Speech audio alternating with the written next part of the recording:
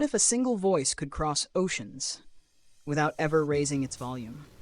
What if a song didn't beg for attention, but instead waited patiently, knowing the world would come to it? Because right now, something rare is happening in global music. Something quiet, something powerful, something unmistakably Jin. It begins with a feeling you can't quite name. A moment where the music starts, and suddenly the room feels smaller, as if the song is speaking only to you. Don't say you love me. Not a demand, not a dramatic declaration, but a fragile pause, right before the heart breaks. This is the title track from Jin's second mini-album, Echo. And while the song sounds intimate, almost delicate, its journey across the world has been anything but small. In Brazil, one of the most emotionally expressive and musically demanding markets on the planet, Billboard Brazil made a bold statement. They selected Don't Say You Love Me as Best K-Pop Male Solo Song of 2025. Let's pause there. Brazil doesn't choose music lightly. Brazil listens with its whole heart. And what they heard in Jin's voice wasn't just a melody, it was honesty. Then came the numbers, and they told a story no words could exaggerate. Nearly 796 million streams on Spotify. That's not a momentary obsession. That's not a trend riding an algorithm. That's people returning. Late at night, early in the morning, on long commutes, after hard days, pressing play again because the song understands them.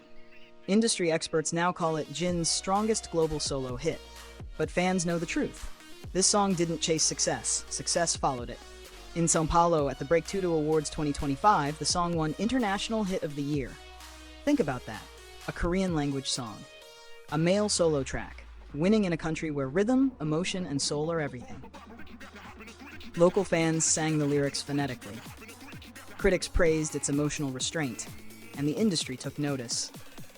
Because this wasn't just K-pop traveling overseas. This was feeling, translated perfectly. Mexico felt it too. Mexico's #1 online pop station, House Radio, selected Don't Say You Love Me as its K-pop Song of the Year, a rare honor that confirmed the song's growing presence across Central and South America. And then India listened. Rolling Stone India placed the track on its list of Best K-pop Songs of 2025, applauding not only its popularity, but its musical completeness. The balance of vulnerability, control, and emotional weight. Meanwhile, in the United States, something else happened quietly, but decisively. On Amazon's annual digital download chart, Jin recorded the highest sales among all K-pop artists in 2025. No gimmicks, no controversy. Just trust from listeners willing to buy, not just stream. That's influence. That's longevity.